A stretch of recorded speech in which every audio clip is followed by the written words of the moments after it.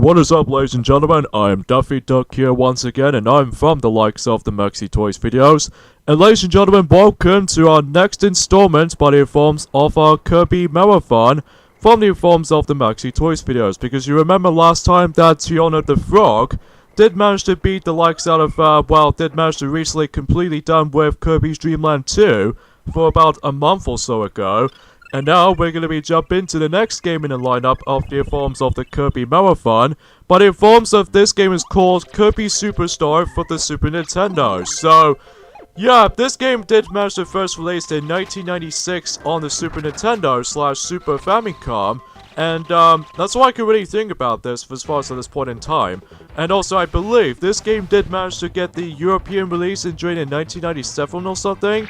Maybe, I don't know, but I'll just have to quickly double check. And it turns out that, yep, the European version managed to got that game until 1997. But in Japan and North America, actually got the game first. So even then, that's all I can really talk for that point or another. So, as far as the Kirby Superstar actually in terms of the actual gameplay itself looks like, I'll get into more details as soon as we actually access to this little, file selection screen.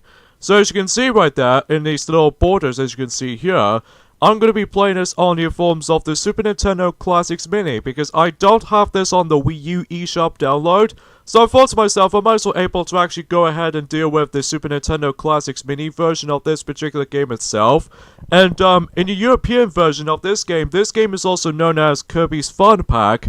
And I believe in Japan, this game is also being known as, in Japan, Kirby of Stars Super Deluxe. Means, as far as you can tell already, that once again, much like how it does in Kirby's Adventure and Kirby's Dream Land 2, we got ourselves 3 file selection screen as you can see here.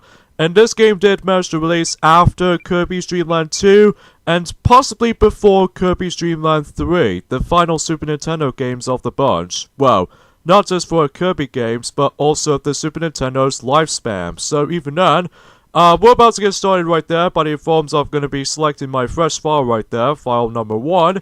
And obviously I'm going to be using, the Super Nintendo controller as far as the nostalgic reasons. And yeah, that's what I can really tell for this point. As far as when Kirby Superstar goes, it's basically a compilation of every single mini variations of Kirby games, or in this case Kirby titles.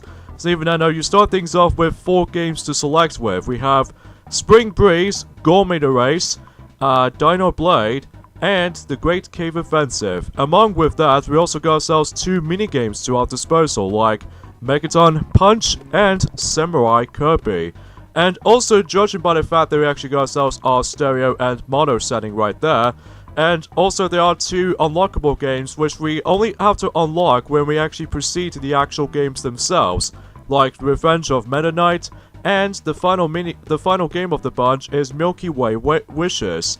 So of course the first thing we have to go through is basically Spring Breeze by the forms of, well, the first game in the lineup. Help! All of the food from Dreamland has been stolen. Hurry Kirby or everyone will starve.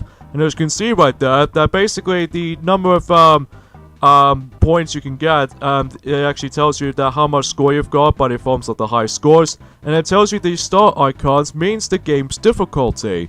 Like for instance, Spring Breeze is actually the easiest of the bunch, because, well, we'll get into that as soon as we actually jump in. But first, if you leave the title running, we get ourselves our cutscene triggers. There is trouble in Dreamland. King Dedede and his soldiers have stolen all of the food in Dreamland. Here comes our hero Kirby riding in Spring Breeze. Let the adventure begin. That story feels somewhat a bit familiar, but anyways, let's go and get started with Spring Breeze. Is this your first time playing? Well, I've already played this game quite a few times, so no. I guess I'm gonna select that. Shall we explain copy? I already know what the copy ability does though for this game. So, no again. Here's how you do copy abilities. God, I really hate that sometimes. Anyways though, let's go ahead and skip that little tutorial sequence right there. So the first stage we're going to be jump into in Kirby Superstar, or in this case, Spring Breeze if you will.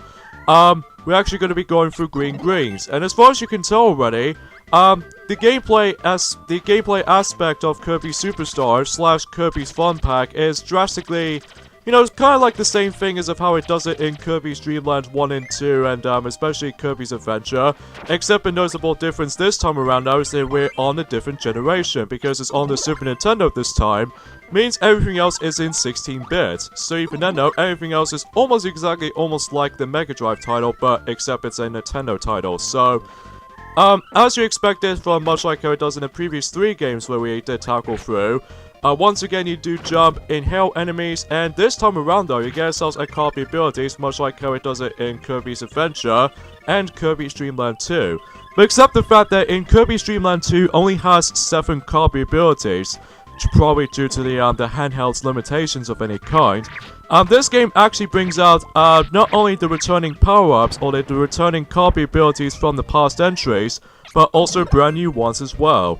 Which even then, we'll get to know at one point or another later. But for now, as usual, we got ourselves I'm assuming that might actually be the first time we're ever going to be seeing a bomb ability for the first time, because even then, what that does is that basically you can able to toss these bombs right at the enemies, especially blocks, obstacles, you name it, and which I think is actually a pretty welcoming addition by the forms of how the fact that I'm pretty sure that doesn't make it a first appearance in the forms of the Kirby's Adventure, I don't think, but naturally it's the first time we're ever going to be experiencing Bomb Kirby. And not only that, as you can see on screen, that Kirby now managed to got himself the actual copy abilities hats for the very first time, which unlike it does in Kirby's Adventure and Kirby's Dream Land 2, Kirby doesn't have the actual copy ability hats, unlike the future games, and 2 exceptions mind you, which are in forms of Kirby's Dream Land 3 and Kirby 64 the Crystal Shards,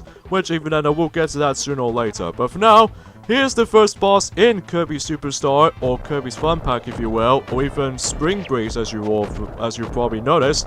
Here's Whispy Woods, and he's pathetically easy, because Spring Breeze, as far as the actual first game we're going to tackle through in Kirby Superstar, this is actually forms of a remake of Kirby's Dream Land, specifically the first game in the series. So here we go with stage number 2, Float Islands. So, yeah, because you can tell that how the fact that the level itself, or the level environments of during the likes of this particular Spring Breeze look kind of familiar, because even then we're actually going to be traversing through the exact same worlds as of how it does it in the first Kirby's True Adventure, Kirby's Dream Land, back in how it does it on the Game Boy. Which even then that's actually a pretty welcoming touch. And the only major differences here compared to how it does in the Kirby's Dream Land 1 is obviously it's now in color instead of black and white, and plus we have more buttons to our disposal, which even then because it's on the Super Nintendo this time, means that we now have to cooperatively trying to deal with X and Y buttons and even the shoulder buttons, mainly L and R buttons this time. Although you still can perform a jump button, but are simply just able to press the B button instead of the usual A button, unlike the previous predecessors. And oh, there's an invisible lollipop. Even then, it says super for some reason. But even then, because I was really used to with Kirby's Adventure, you know, the invisibility lollipop syndrome, that usually just calls it hyper. But even then, it now calls it super. So even then, that makes it a little bit of a more transition to make. So, unfortunately though, unlike the ones in the original Kirby's Dream Land, that normally you have to tackle through 5 levels, because even then the first level is pretty obvious, it's Green Greens, and the first boss in that game was actually Whispy Woods. And the second boss we actually run into at this point, Lololo and Lalala, and as soon as I use Crash, boom! Those 2 duos have been most defeated easily, even though it might be a little bit cheap ability at times, but even then, what makes this Spring Breeze a lot easier compared to how it does in the original Kirby's Dream Land game is the fact that you can now able to use copy abilities at this time, which even then that makes it a little bit more easier level of any sorts. The third stage we're going to get into right now is Bubbly Clouds, based off from stage 4 in the original Kirby's Dream Land. So I thought it was worth mentioning for this throughout. So obviously, this is all in HD and all, but unfortunately though, I have to deal with 720p instead of the usual 1080p, unlike how it does in Kirby's Adventure. But don't worry, when we get to Kirby's Dream Land 3, which is about next month or so, basically we'll go back into 1080p quality of that. Until Kirby 64, on the other hand, will go for 720 and you know the rest.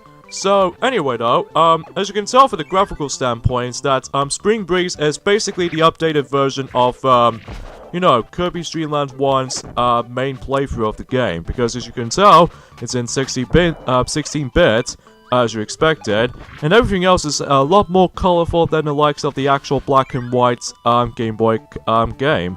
So, everything else checks out there. The only missing levels in the forms of Spring Breeze compared to how it does in the original Kirby's Dream Land is that there's no Castle Lololo because we obviously already encountered Lololo and Lalala from the second stage in Float Islands. And speaking of such, the third boss wasn't in this particular game at all by the forms of, you know, this airship boss by the forms of the original Dreamland game. That was the forms of the Komboa, which is basically, you know, the airship boss. They have to use your special fruits or the special items to actually shoot projectiles at them. So, naturally, he's no longer be there throughout in this game this time around, which I found is kind of odd. But, however, though, we got ourselves same stages as usual, like the forms of, as I mentioned earlier, Float Islands, which even though the boss in that world is now replaced as Lololo and Lalala from the forms of the Adventures of Lolo series. And also, in addition to those kinds of stuff, Bubbly Clouds, as far as you expected, the third stage in this game is usually present here. And, we're actually going to be coming across into not only, Kracko Jr., but also, Kracko himself. And, let's go ahead and grind for my mic, ability right there, which even then though that power-up makes a return, or a copy ability rather. That, copy ability makes a return for ever since, you know, Kirby's Adventure, and especially Kirby's Dream Land 1. So, because of that, though, you only have to use that microphone, copy ability for 3 times, every time we're about to get that, power-up of yours. So, I'm kind of guessing the secret area is gonna be, once again, onto the moon. Yep, it's gonna be on the moon indeed. And it's a good thing, too, because I've almost gonna be dying on the very first game of the list. Which, even though that might be, sounds a little bit more, well, excellent start of this playthrough at this point. So, but obviously that, Spring Breeze is easily the shortest games of the bunch, probably because of how the fact that, well, among with the second one, which we'll get into that in a bit, after the Spring Breeze game, it normally probably took you about 10 minutes to able to actually breezily go through Spring Breeze, and let's go ahead and ignore Bonkers, and especially for the other enemy. So here we go, folks. Here's the next boss in Spring Breeze, is Kracko. So basically, it makes it incredibly easy this time compared to how it does it in the forms of the original Kirby's Dream Land 1, is that obviously copy abilities you can now use this time. Especially with these Waddle Doos, you can now able to actually perform a beam copy ability, which I think is really swell. So, everything else checks out there with that particular level itself, and as you expected, after each level is done, you get yourselves a celebration of the Kirby's Victory Dance, which I always adore. And the last stage in Spring Breeze is definitely Mount Dedede, much like how it does in the the final stage in Kirby's Dream Land 1, that we have to traverse for his castle. Differences here this time around though is the fact that we don't able to come across into a boss rush this time, because we can just simply enter this door and hopefully we're about to be fighting against with King Dedede himself. So naturally speaking, this may actually be one of the easiest things that usually can happen. So here we go, we're fighting against with King Dedede once again in the boxing arena match, just like how it does in the first game in the series. And let's go ahead and just get onto the left side, because I get the feeling he might actually almost try to attack me. And let's go ahead and just do a charge beam attack, which is a new thing is actually introduced in this game. You can now actually perform multitude of... What no? Isn't that Mario, Luigi, and Toad, and Shy Guy? Or in this case, no, not Shy Guy, Princess Peach. Oh, I see, that's a pretty interesting touch with this particular cameo appearances. Apparently, especially noticeable in the forms of this game, and even Kirby Superstar Ultra, because this game also did manage to get itself a remake by the forms of Kirby Superstar Ultra for the Nintendo DS. Which I'll get into more details on that game until when we get to the proceedings of this game. But for now, we've done with Spring Breeze. So, actually expected, we got ourselves our staff credits right there. And you're probably thinking that this might be the end of a playthrough. Nah, it's not the end just yet, because there are still more games we need to cover through. And as far as you can see right there, this death credit sequence is much more faster compared to how it does what it does from before, because they want to able to actually just to say, let's move on to the next game of the bunch of the compilation games. So that makes it pretty obvious at this point there, folks, but it's because even then, we've pretty much done one of those games in Kirby Superstar, or in this case Kirby's Fun Pack, if those of you lived in Europe, and you know, you get the idea.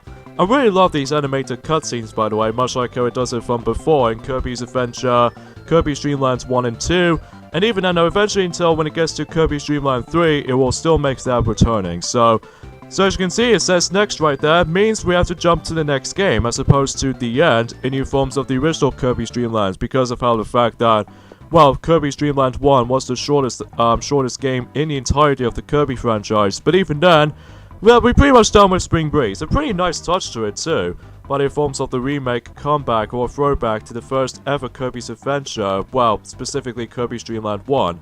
Next game, Gourmet Race, which appears to be we're actually going to be race against with King Dedede in this next game, and we'll get to Dino Blade until the next video, because for now, let's do 2 games in 1. Race through Gourmet's world to the finish, gobble up all of the tasty treats you can find. Sorry for a little bit of a dialogue error or anything like that. As you can see, the level difficulty is question mark because it doesn't really matter, because we can just simply do a scoring based system.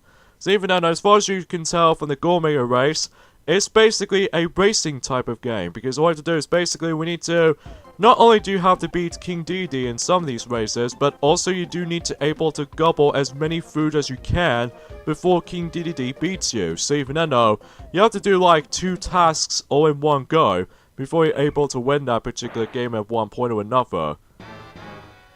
Man, I will admit though, is that the, excuse me. Anyways, it looks kind of menacing looking. Is this your first time playing Gourmet Race? No, it's not. Here's how you play a Gourmet Race. I've already explained this, don't I? Anyways though, so the entire premise of Gourmet Race is very simple. We need to basically just, you know, keep on running before you reach to the very end, before King Dedede trying to catch up to you. So even though, again, not only do you have to beat King Dedede at one point or another in some of these courses throughout in this game, but also you do need to gobble as many food as you can before you're able to do like a scoring based system, which, as I mentioned earlier, there are 3 different ways you can able to actually experience with this minigame. There's winning points, losing points, or essentially just, well, basically pretty much everything here. So, excuse me about that, sorry about that, folks. Today was actually forms of the 15th of March, you know what that means, folks? Tomorrow, that's Kirby no, not Kirby Superstars. Kirby Star Allies for the Nintendo Switch. We're about to be releasing tomorrow in the Nintendo Switch. I'm really looking forward to that. And as far as I can tell from the actual reviews on Kirby Star Allies, it's actually gone really damn well. Like, some reviewers may actually think they actually like the game, and even especially noticeable they give the scoring-based reviews and all that stuff. Like, IGN gives it like an 8.3, which I think it works quite well. And even then, it's slightly a little bit more up there, unlike how it does it in Kirby and the Rainbow Paintbrush to me, because even then, though, that despite the Wii U game does feel a little bit more unbalanced for me, but even then, though, that I do really think that sense of tradition of these review scores every now and then, that it may be nonsensical there. Anyways, though, I guess there's not much I can tell for that particular Gourmet Race. You have to simply race through 3 courses in this particular minigame, and basically that we have to basically just win anything. You don't have to go in first place in every single courses, because there are plenty of times where you're able to grind yourself some more fruits. Although, the only mandatory way you can able to beat King Dedede is to able to beat him, like, I wouldn't classify for saying just beat him about 2 courses and all that stuff, because as you can see on screen, I'm having a really hard time on this 3rd course, by the way, which it doesn't make sense to me. Because the thing is about this particular course compared to how it does in course 1 and 2, I found it to be really straightforward. You simply have to go through this little horizontal, base course design. But unlike how it does in course number 3, you have to go through different amount of sections, but in forms of climbing up to vertical, or even just horizontally. So even though that makes it a little bit tricky for my part. So, as far as you can hear on the background music, is that this particular music will make a comeback in the forms of Super Smash Bros. For the Nintendo 64. And even Super Smash Bros. Melee, and Brawl especially, and possibly the others too.